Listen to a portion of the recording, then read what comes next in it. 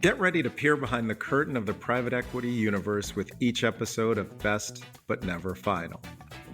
Hi, I'm Lloyd Metz, joined by Doug McCormick and Sean Mooney. Together, we'll navigate the corridors of private equity, revealing the uncommon knowledge, challenges, successes, and lessons that drive the world of private equity and business forward. Let's go.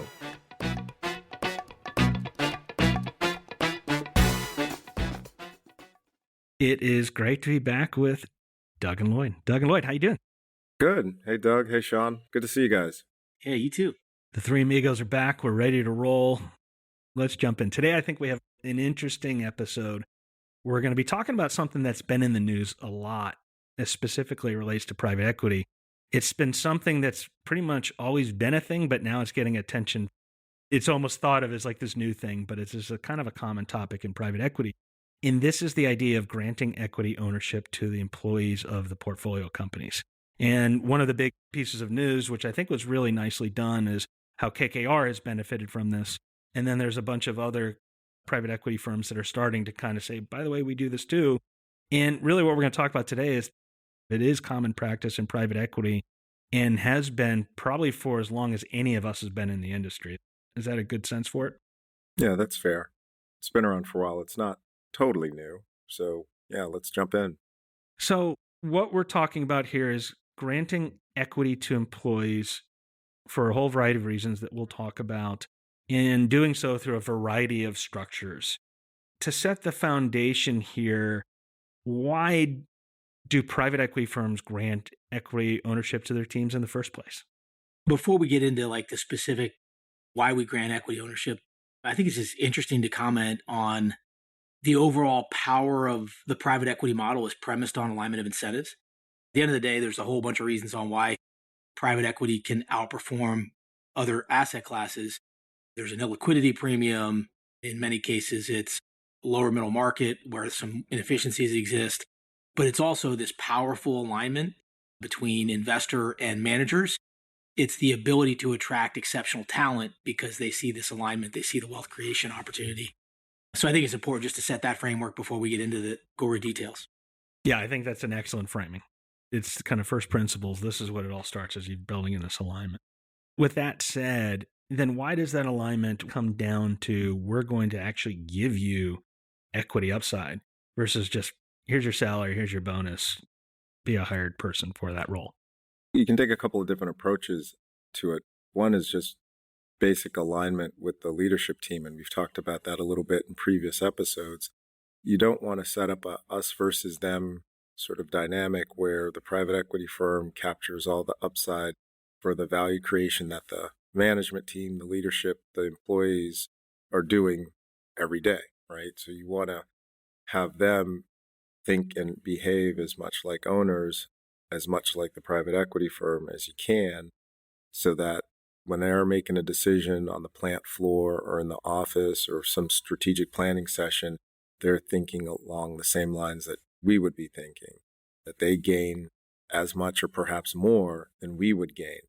I don't know if you guys ever read anything by Professor Mike Jensen, who just passed away earlier this year in April, but he was talking about agency problems, right? Where corporate organizations, people will act differently because they don't own the business, right? So they make suboptimal decisions or wasteful decisions or what have you because it doesn't really impact them directly. So big part of the private equity philosophy is trying to reduce that agency problem. Having the leadership team, the managers, the supervisors, it depends on the business, depends on the organizational structure in terms of how far you want to align those equity incentives and grant those equity incentives, but you're trying to reduce that agency problem. Really well said, Lloyd. For me, I think that the equity ownership has to be thought of in the context of a broad compensation philosophy. We look at it and we say, okay, so we're going to pay people base salary. We're going to pay them some kind of incentive comp that usually revolves around an annual basis. That could be a bonus. It could be commission. And then there's this equity component. And I think the equity component does three things that are really elegant. The first is it's the truest pay per performance measurement you can create, right? So many cases, like when we talk about bonuses, the bonuses are a proxy designed to kind of mimic the value you're contributing to the company. The ultimate test of that value is like, how does terminal value change over time? It's, kind of the ultimate measurement of, are we collectively winning or losing? I think the other thing the equity does is it aligns duration between investor and employee. In all cases, investors should be thinking about, how am I maximizing the terminal value or the exit value? And all the other comp components, base and bonus, are generally measured around relatively short-term metrics. And so you're aligning that duration. The last, as I mentioned kind of earlier, is the implications for terminal value. In many cases, businesses are making investments that could be depressing earnings, not creating value today. They're doing so for the promise of value creation in the future. And so I think it illuminates those choices in a way that the managers and employees can kind of participate in that alignment as well. Exactly, Doug, because keeping it real simple, your bonuses are generally going to be tied to your annual budget. So what are your goals for this year? And if you hit it, you get your bonus. And if you exceed it, you get more. If you miss it, you get less. But exactly to Doug's point, particularly in the private equity model, there's going to be projects that you're working on in year 1 or year 2 that don't bear fruit until years 3 or 4 or 5. And you need to incent and reward that effort as well, right? So that duration argument that, Doug, you're making, I think is important. Those are really good points. And what I heard consistently from you is alignment and sharing of upside. And if you think about maybe even all of us, and I'll certainly personalize it as I was coming up in private equity, when you're relatively younger, you're paid well, but you don't have the equity value upside, which is called carried interest. It's essentially the options or the sharing of the equity once you rise to a certain level in private equity. And I still worked really, really hard, but there was just only so many hours in a day. And you always knew you're kind of capped by what you can make in a salary and a bonus by what the company can do in a given year. When I graduated to carried interest, which is like the equity upside, the options kind of in some ways analogous in private equity, you realize that now you get this kind of like amplifier. You're benefiting in the long-term value creation within the portfolio companies. And then suddenly you start thinking like an owner. And like I cared a lot because I wanted to be in that position where you, Lloyd, and Doug are. And I was working really hard to get there. But once I finally got into that carry, I was like, whoa. Now every little thing mattered to me because I was thinking and acting not like just a salary and bonus person, but like an owner, down to like little things like, should we try to get the more expensive flight or the cheaper flight? Should I get back earlier and leave later? Because every little thing had this ripple effect on this trampoline of value that occurred after a business is sold, this amplifier. And it's the same way within a company. If you get it, you're in the C-suite of a business, you're a mid-level or whoever is getting these things, suddenly you know that you're getting a multiple on the value when this thing is successfully sold.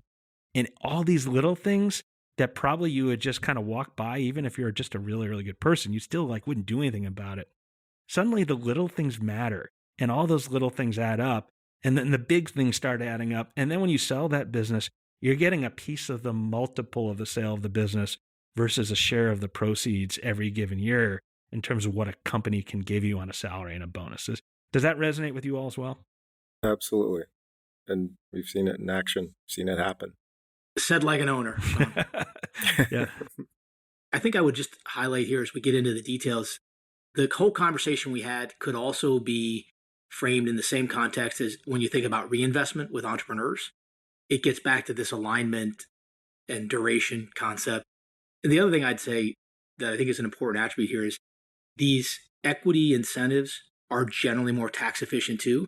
And at the end of the day, wealth creation is influenced by not what you take home, but what you take home after tax. And so that's another important aspect here. We can get into that as well, sort of the tax nuances. But the one thing I would raise, we're talking about equity, just like you were talking about carried interest, in the context of everything working out great. Everything is increasing in value, going up and up and up. But it also works the other way. right? It's not guaranteed. If performance doesn't line up the way you expect, then that equity isn't worth what we're hoping it to be. Just like carried interest can be zero or in some cases negative, right? There's some adjustments to it, clawbacks. But in the context of portfolio company equity, that's a reality. Now, the hope is because the downside is also shared, your leadership team, the managers, the supervisors, or whomever you've given equity to will also be cognizant of the risks in the business.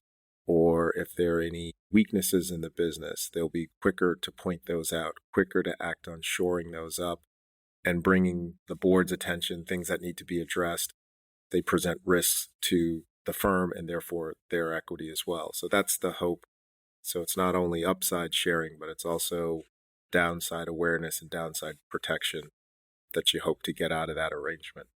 I think that's a great point and kind of an extension of that as well. It's the ultimate team aligner and motivator when things aren't going well or you've got a weak link in the team. Like you're quick because everyone does well together or everyone fails together when you're thinking about the equity. So if you have a weakness in your team, everyone's like, we're either going to help that person be as successful as they can because it affects everyone, or we're going to swap someone out and bring it so we can have as many A's as possible. So the whole tide is benefiting everyone. But when that tide goes out, it hurts everyone equally as well. And that's a huge motivator. Yeah, sometimes the knives come out. That's a whole nother conversation we should have. And hopefully it's everyone helping each other. That's a first move. But eventually, you got to get the right people on the bus. That's right, Sean. Human nature being what it is, when things aren't going well and the tide goes out, everybody's like, let's help each other. A lot of times they're finger pointing and you got to manage that too. Maybe one other question on this. Does it really make that big of a difference in outcomes? The private equity industry, your job is to buy a company, make it more valuable, and then sell it and then give money back to your investors, pension funds, university endowments, etc. Why don't you just keep it all? Does it make that big of a difference? I would say this is just like any other investment. When we think about the equity incentives or allowing other folks to participate, we look at that as an investment where we're investing in a person, a human capital asset that is going to have a high ROI. I would argue, at least for senior leaders in organizations, I don't think we ever hire somebody into the C-suite that we're not putting together some kind of program that has a meaningful equity incentive component. It definitely matters. It definitely works. And again, you have to remember the context. Oftentimes, both Doug or our firms, we're the first institutional capital into a business. So previously, the family or the founder owned 100% of the equity. And you notice in the conversations and the attitudes of the people who are the direct reports, the leadership team, where they feel like they're strictly employees and we're all working to make family X or founder rich. When you open it up and share the equity with that leadership team, now they are literally part of the ownership of the business, and you can see how they act, walk, talk different. The energy level of those folks is just turned up, not quite to 10 sometimes, but it's higher than it was when you found it.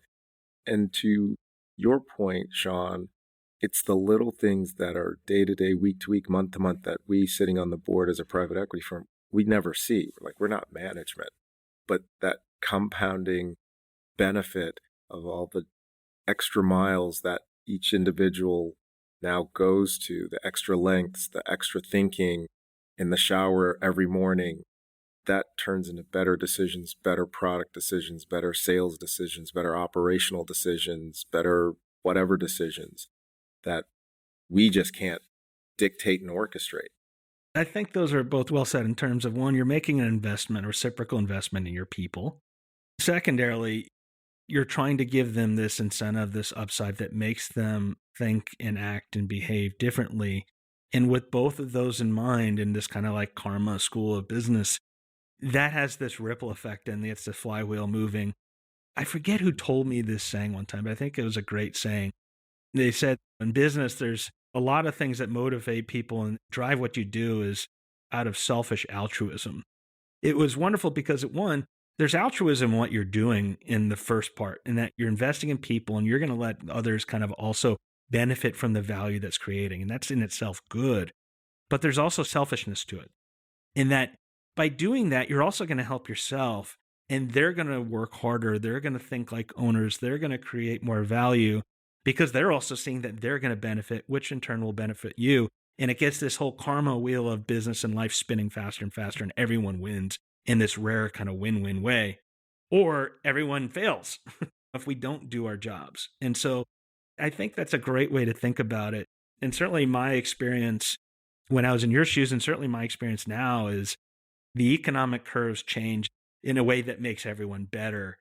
And you're going to be much more better than if you just had kept everything for yourself. I think there's one comment I'd highlight here. We often talk about how these incentives change the behavior between the family-owned business and the institutionally owned. But I would argue the game is fundamentally changed when that transition happens from family-owned to institutional, and that the equity programs in a family-owned business are actually, in many cases, not appropriate. And to think about it, like a family, in many cases, has no plan to sell. It may run the business in perpetuity as a family-owned business.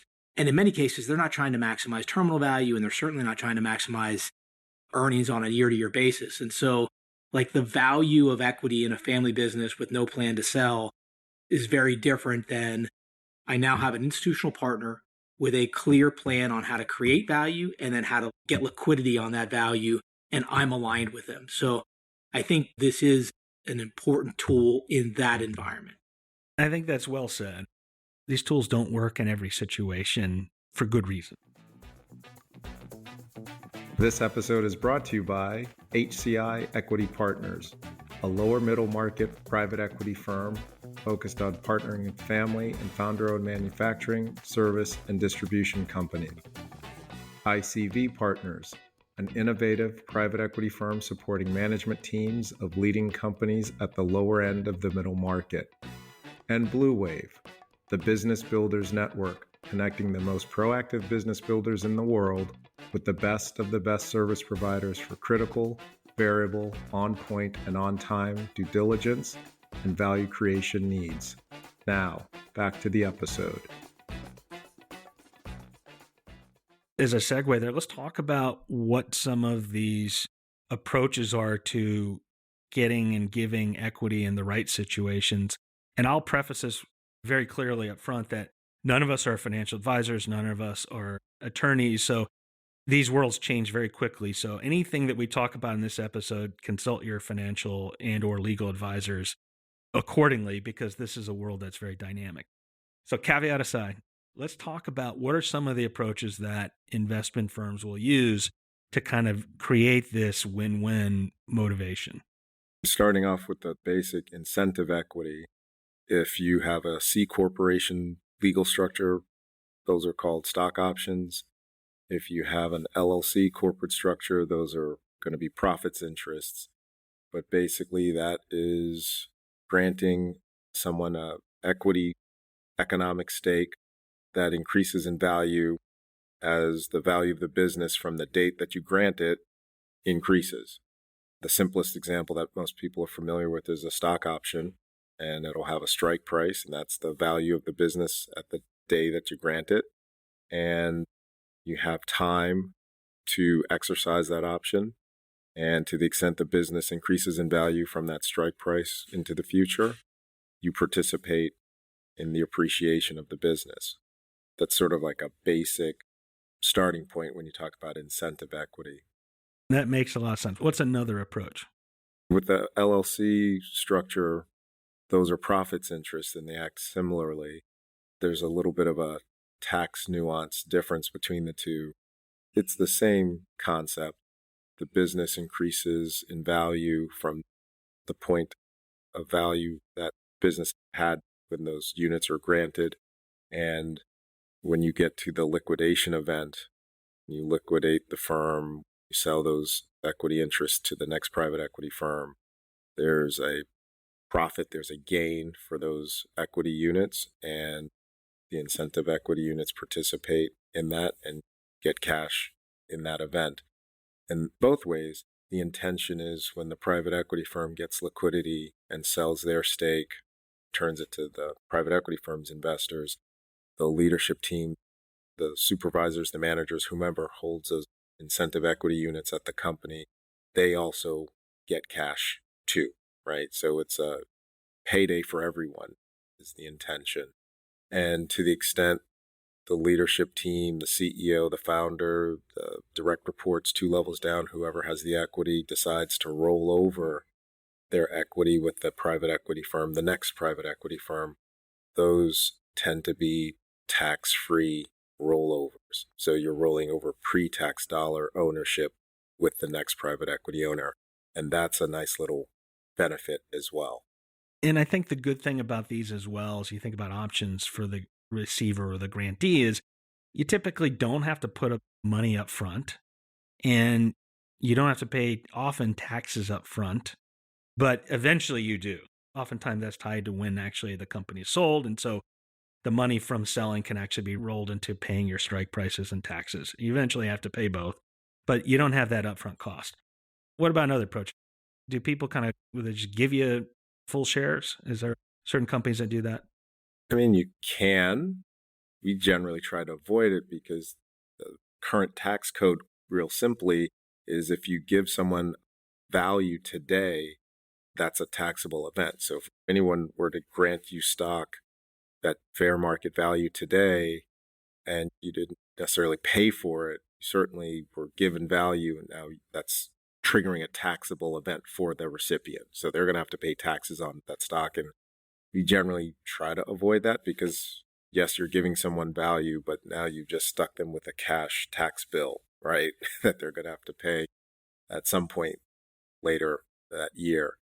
So generally speaking, I know we do it fairly often. I don't know about you, Doug, but we also invite people to write a check and buy equity when we make our investment in our transaction. So they're literally buying the same security at the same price and the same terms that we are when we make our investment. So we tend to open it up and offer that to however broad a group that we determine, along with the CEO or the founder, how many people appreciate being in the equity ownership group, and we'll invite them to write a check.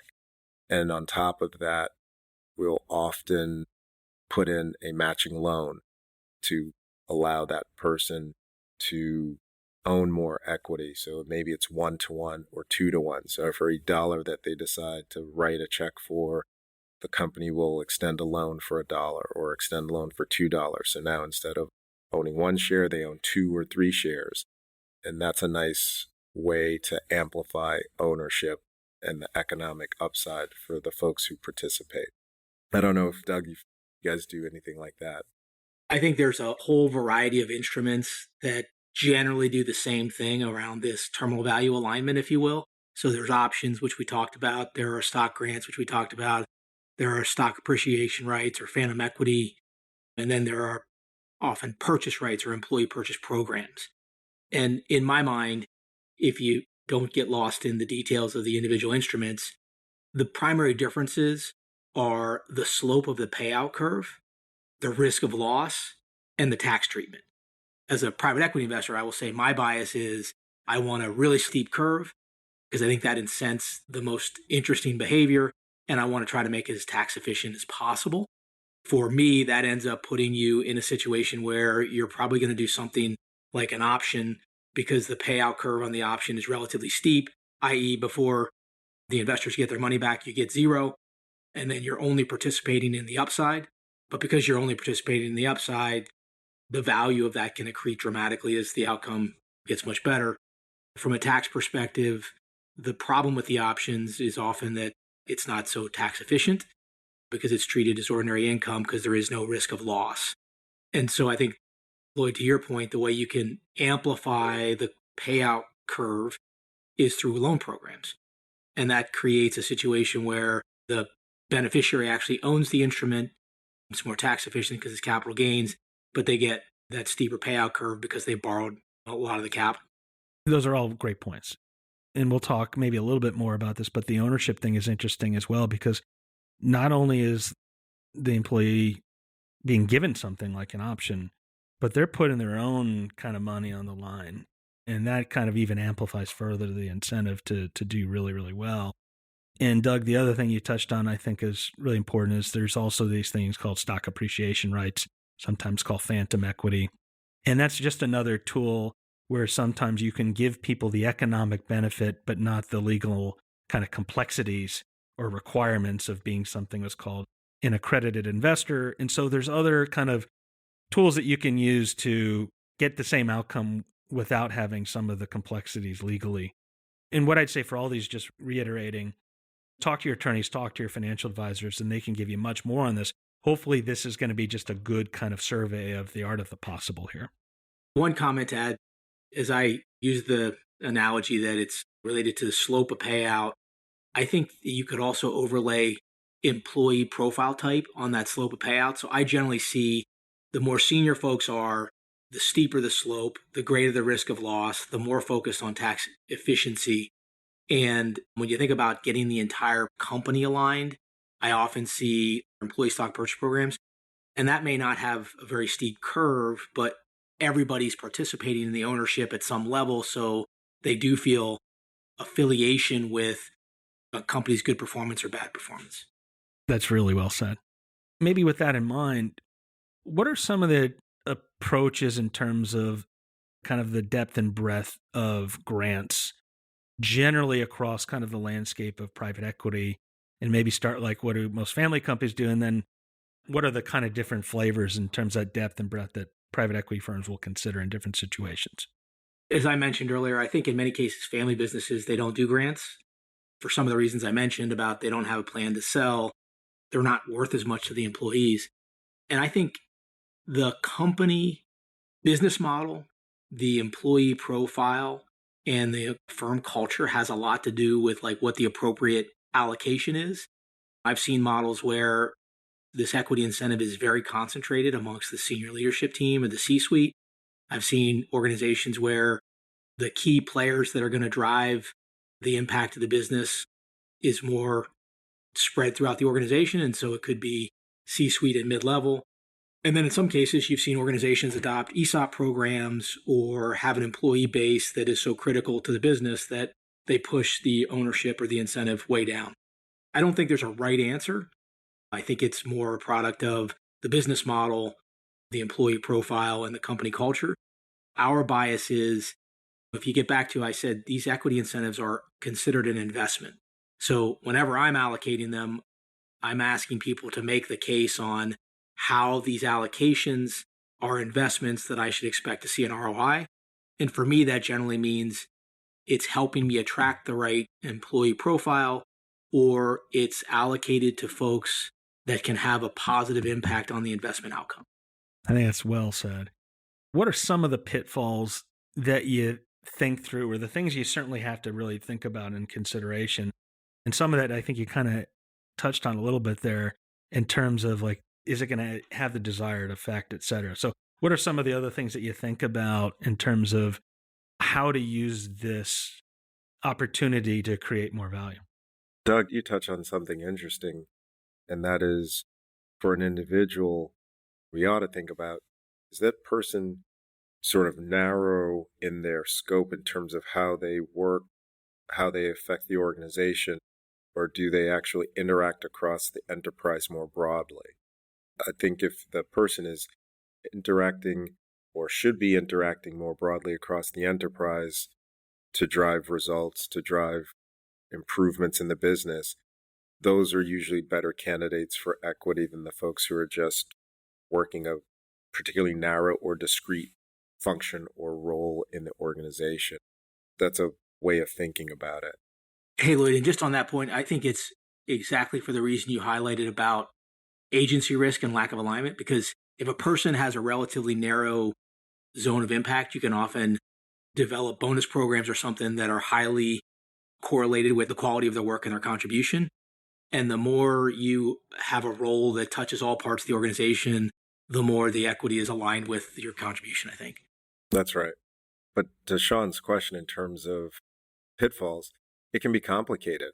Just the legalities, the paperwork, whether it's stock options or profits interest or matching loans or stock appreciation rights or phantom equity, the paperwork, particularly drafted by lawyers, is complicated for most people to understand. And so you kind of have to make an extra effort to explain it to people, walk them through it, give them time to understand it, ask questions.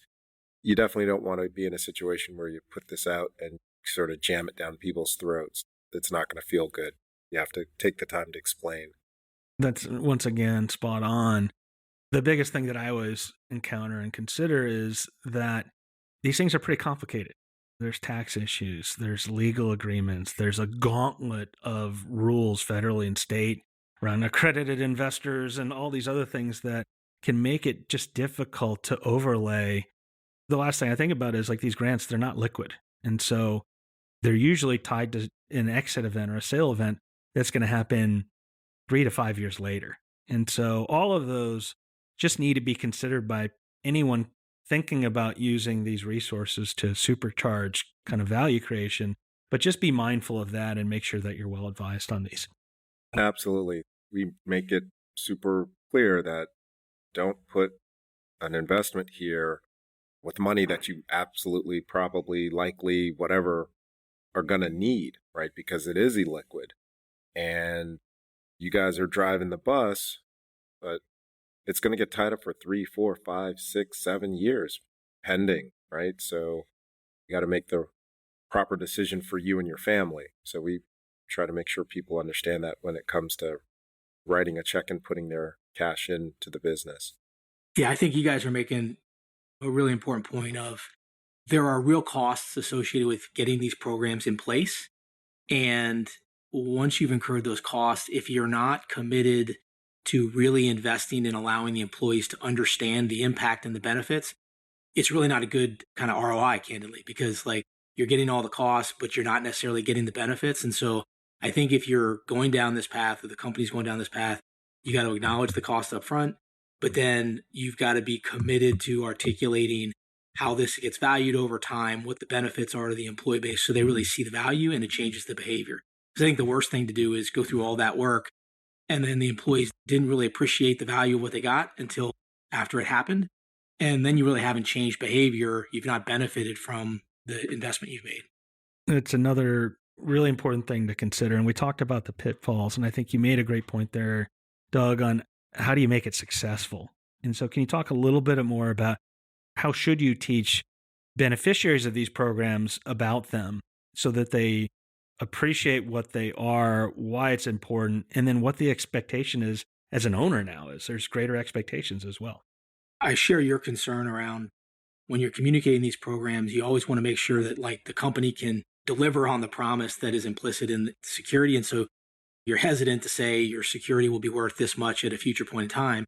But I think it's fundamentally walking through how companies are valued, what the business is worth today, how much leverage the business has on it. If we accomplish the vision or the 5-year plan for the business, what we hope to return to our investors. And you lay out that framework, and then you can educate folks on how we're progressing along the way. If we're doing M&A, how the M&A influences the prospects for value creation. If we're implementing new growth initiatives that are organic, how those play into that calculus. And so I think it's really just a commitment to broadening the discussion about the strategic roadmap in a way that people can see where the value is coming from and kind of track it over time, whether implicitly or explicitly. Like not every company does a published annual valuation, but people can see earnings are growing, growth rates accelerating, and those are indicators of better value ahead. That's one of the things that I think I found the most impactful that I never did previously per se, but at Blue Wave, we grant equity to team members. And during the first couple of years, we really didn't say what it was worth. It's just, no, you should think about it. Here's what it's great.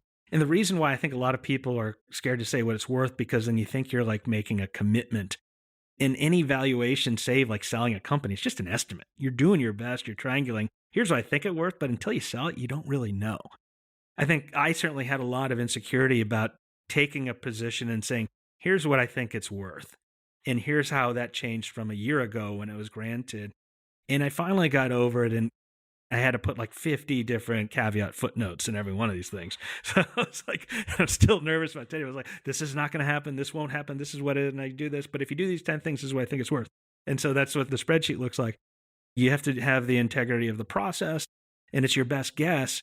But once I did that, everyone's like, whoa, I didn't know it was worth that much. It's like, this is doing 10 times better than anything I have in the stock market. And like, it changed how everyone thought when we kind of said, here is what we thought it was worth last year. Here's what we think it's worth now. And then let's look at how much that's grown. And here's how you played into that.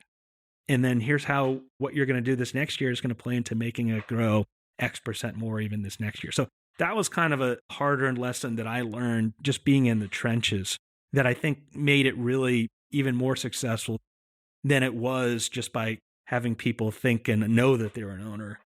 Like, what's something that you think as well that would be a piece of advice to making these entire programs successful?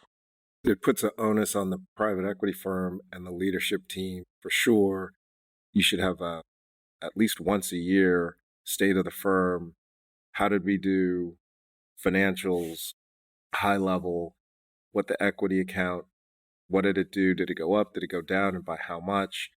What did we accomplish strategically? What did we have left on the table that we need to work on in the upcoming year? And I think in the context of those kind of annual discussions, that's where you share how the equity increased in value or what have you. And arguably you can do it twice a year. Heck, you could do it quarterly if you want to, but I think at least once or twice a year is probably the best way to do it if you're going to do it right. I think this has hopefully been a good survey for everyone, not only in the private equity industry who've been using these. I really appreciate that the power of this tool is getting kind of broad exposure across larger sets of media in a way it hasn't before. The good news is this tool has been used for a long time. And I also think everyday business owners can use this in certain degrees. Even if you're a family-owned business, there are tools like stock appreciation rights where you can kind of give people not only short-term incentives in terms of base and bonus, but also participation in the long-term value creation, the things that you do today that won't impact value for 2 or 3 years later. Hopefully the listeners, what they take away from this is, one, if you're already using it, here's a couple different approaches that they can think about. But two, if you're not, this is a powerful incentive that every business builder should be thinking about to align value creation, sharing of upside, selfish altruism, and something that's going to be a powerful motivator of change in any of your organizations. Hard to argue with that logic. Not only is it a powerful motivator for creating value internally, but I think you probably got to acknowledge your competition is using this tool because it's pretty ubiquitous in most organizations at some level.